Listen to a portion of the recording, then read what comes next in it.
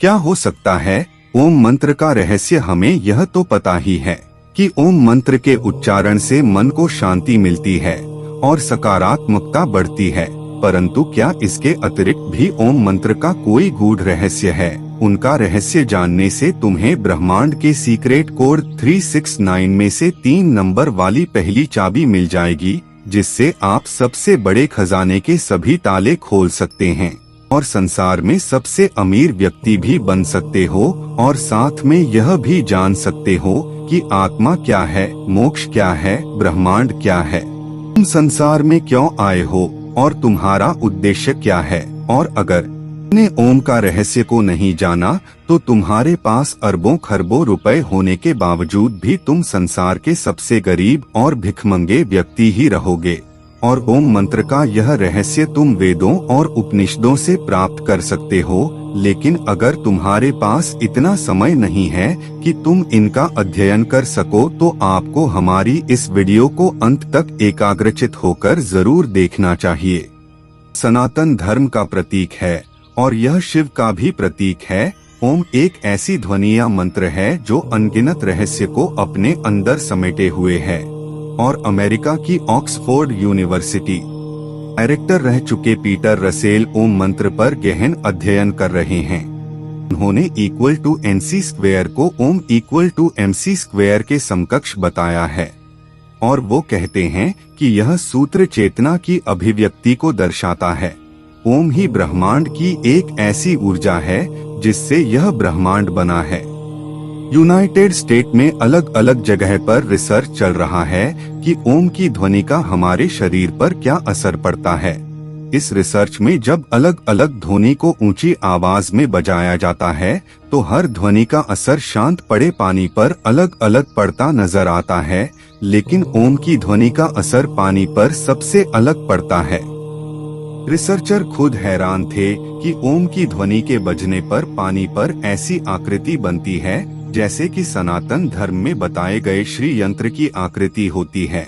उनके सिवा कोई ध्वनि ऐसी आकृति नहीं बनाती थी। रिसर्चर ने बताया कि ओम की ध्वनि बहुमूल्य ज्ञान का खजाना है, और जब प्राचीन काल में एक सन्यासी को लगा कि गुप्त मंत्र से बड़े बड़े खजाने के ताले तोड़े जा सकते हैं, तो यह सन्यासी गुप्त मंत्र की तलाश में एक बड़े आश्रम में जाता है। वहाँ के आचार्य से कहता है कि आप मुझे मूल्यवान गुप्त मंत्र दीजिए। तो आचार्य ने कहा कि मैं तुम्हें गुप्त मंत्र तो दूंगा, लेकिन तुम्हें सालों तक यहाँ रहकर सेवा करनी होगी। सन्यासी ने सेवा करते करते सालों बिता दिए। एक दिन सन्यासी आचार्य के पास गया और बोला कि अब तो वह गुप्त मंत्र मुझे दे दीजिए। तो आचार्य ने कहा कि ठीक है, तुम मेरे नजदीक आओ, मैं तुम्हारे कान में वह गुप्त मंत्र कहूँगा। सन्यासी नजदीक गया तो आचार्य ने मंत्र दिया। सन्यासी खुश हो गया, वह वहाँ से चला गया और ओम का जाप करने लगा, लेकिन कोई धन की प्राप्ति नहीं हुई। तो उसे संदेह हुआ कि आचार्य ने उसके साथ धोखा किया है। वह जब बाहर निकला तो एक माँ उसके बेटे को बुला रही थी कि ओम बेटे यहाँ आओ। तो सन्यासी चौंक गया, क्योंकि यहाँ तो किसी के बेटे का नाम ही ओम था। जब वह और आगे गया तो कुछ ब्राह्मणों को देखा जो हरिओम बोल रहे थे। सन्यासी ने कहा, अच्छा यहाँ भी ओम बोला जा रहा है। सन्यासी रास्ते में और आगे बढ़ा तो कुछ विद्यार्थियों को ओम शांति ही बोलते हुए सुना। तो सन्यासी कहने लगा, कहीं आगे बोला जा रहा है तो कहीं वाक्य के पीछे ओम बोला जा रहा है। इस मंत्र को तो सभी जानते हैं, तो यह ओम का मंत्र कैसे गुरु मंत्र हो सकता है? निश्चित ही मेरे साथ धोखा हुआ है। वह अपने आचार्य के पास गया और कहने लगा, आचार्य आपने मुझे यह कैसा मंत्र दिया है? इसे तो हर कोई जानता है, तो फिर यह कैसे गुप्त मंत्र हो सकता है? आप मुझे कोई दूसरा गुप्त मंत्र दीजिए जिससे मुझे खजाने की प्राप्ति हो। वह बोले, ठीक है, मैं तुम्हें दूसरा गुप्त मंत्र दूंगा, लेकिन तुम्हें मेरा एक काम करना होगा। आचार्य भीतर जाकर एक पत्थर लेकर आए और सन्यासी से बोले, यह लो सन्यासी, इसे बाजार में ले जाओ और इसका मूल्य जाकर पता करो। याद रहे, इस पत्थर को बेचना नहीं है। सन्यासी पत्थर को लेकर बाजार में गया और सब्जी वाले को दिखाया। सब्जी वाला बोला, यह तो मेरे बात के बराबर है, मैं उसके बदले में तुम्हें एक बैंगन के सिवा कुछ नहीं दे सकता। सन्यासी उस पत्थर को लेकर फिर कपड़े वाले के पास गया तो कपड़े वाला बोला, क्या हमें उल्लू समझा है? पत्थर बेचकर हमें ठगना चाहते हो?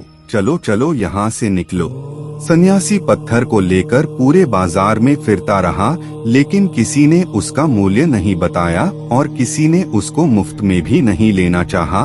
फिर सन्यासी उस पत्थर को लेकर एक जौहरी की दुकान पर गया। जौहरी ने उस पत्थर को देखा और बोला, कहाँ से मिला तुम्हें इतना कीमती रत्न? यह तो बहुत ही मूल्यवान रत्न है।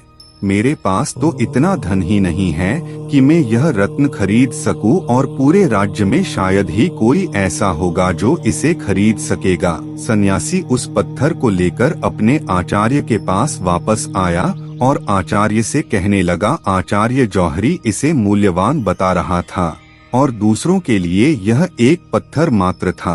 आपको पता था कि यह पत्थर नहीं लेकिन कीमती रत्न है, तो फिर मुझे इसका मूल्य जानने के लिए बाजार में क्यों भेजा? तो आचार्य कहने लगे, तुम ओम का मूल्य जान सको जैसे इस पत्थर का मूल्य हर कोई नहीं जान सका, यानी इसका मूल्य गुप्ता है। केवल पाखी आंखें ही पहचान सके कि यह पत्थर नहीं रत्न है। उसी तरह ओम भी एक रत्न है जिसका मूल्य गुप्ता है, और जो उनका मूल्य जानते हैं वह समृद्ध हो जाते हैं। अब ध्यान से सुनो, मैं तुम्हें ओम का विस्तार पूर्वक यह समझाता हूँ। देवताओं के सेनापति भगवान कार्तिकेय ने भगवान शिव को ओम का जो अर्थ बताया है वह मैं तुम्हें बताता हूँ। ओम एक ऐसी प्राकृतिक ध्वनि है जो बिना किसी टकराव से उत्पन्न होती है। इसे तुम अक्षर, शब्द, ध्वनि या नाद भी कह सकते हो। ओम में 3 ध्वनियाँ है जिसे मात्रा कहा जाता है। वो है अध्वनि, उध्वनि और ओ ध्वनि। जब अध्वनि और उ ध्वनि मिलते हैं तो ओ ध्वनि बनाता है, और जब ध्वनि से मिल जाता है तो ओम बनता है। उनकी ध्वनियों से ही समस्त विश्व की सभी भाषाएं और बोलियां बनती है, और गूंगा भी अध्वनि, उध्वनि, ओ ध्वनि और मधु बनता है। यह 3 ध्वनियां बोल सकता है। आपकी भाषा कोई भी हो, लेकिन जब आप उच्चारण के लिए मुंह खोलते हैं तो सबसे पहले अकार की ध्वनि ही निकलती है, और जब तुम उच्चारण के अनंतर मुंह बंद करते हो तुम मकार की ध्वनि ही निकलती है, और जब तुम होठों को पास लाकर मुख को आधा खुला और आधा बंद रखते हो तब उकार की ही ध्वनि सुनाई पड़ती है। इसीलिए सभी भाषाओं की सभी ध्वनियाँ फिर वह स्वर हो या व्यंजन ओंकार के अंतर्गत ही आती है। इसलिए ओम विशिष्ट वैश्विक ध्वनि है। ओम ईश्वर का प्रतीक भी है। मांडू के उपनिषद के अनुसार ओंकार जगत की उत्पत्ति और लय का प्रतीक है। अध्वनि सर्जन को दर्शाती है, उध्वनि सांसारिक प्रपंचों को दर्शाती है, और ओ ध्वनि इस समग्र संसार के लय को दर्शाती है। ओंकार आत्मा की 3 अवस्थाओं को भी दर्शाता है। पहली स्थिति है जागृत। इस अवस्था में जीवात्मा अपने स्थूल अंगों और इंद्रियों से भोगों को भोगता है। दूसरी स्थिति है स्वप्न अवस्था। इस अवस्था में जीव अंतः प्रज्ञा होकर जागृत अवस्था में भोगे हुए भोगों को अपने मन के द्वारा अनुभूति करता है। तीसरी अवस्था है सुषुप्ति। इस स्थिति में जीवात्मा आनंदमय ज्ञान स्वरूप हो जाती है और ज्ञान से परमानंद को प्राप्त करती है, और इन तीनों अवस्था के बाद आत्मा ब्रह्मलीन हो जाती है। इस अवस्था में आने के बाद आत्मा अद्वैत शिव ही शिव रह जाती है। अब उसे जीव जगत और भ्रम के भेद का प्रपंच नहीं रहता और उसे अनाहत नाद सुनाई देता है। अनाहत नाद कोई ध्वनि नहीं है, लेकिन अनाहत एक अनुभूति है जिसमें आत्मा कहती है कि अहम ब्रह्मास्मि शिवोहम, मैं ही ब्रह्मा हूँ, मैं ही शिव हूँ, मैं ओंकार हूँ, मैंने ही जगत के रूप में अपना विस्तार किया है। मैं ही शेर हूँ जो मेरे ही हिरण रूप को मारने जा रहा हूँ। मैंने ही अपने पुत्र के रूप में जन्म लिया है और मैं ही मेरे माता पिता के रूप में जन्म ले चुका हूँ।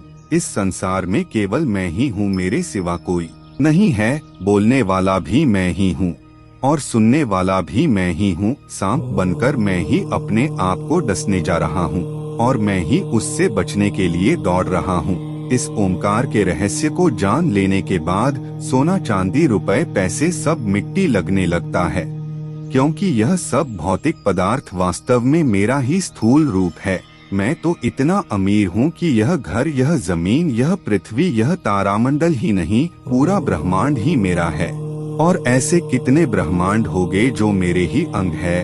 तो मेरी जितना अमीर कौन हो सकता है जब मुझे इतना बड़ा खजाना मिल रहा है। मैं क्यों इन 100 किलो सोना चांदी और रुपए पैसे के पीछे भागूं? और इस खजाने को खोलने के लिए मैंने 3 नंबर की चाबी दी है, और इन 3 नंबर की चाबी को जितना गहराई से अध्ययन करोगे और उसकी गहराई में जाओगे तुम मुझे ही पाओगे, नहीं अपने आप को ही पाओगे, क्योंकि इस संसार में तुम्हारे सिवा दूसरा कोई है ही नहीं।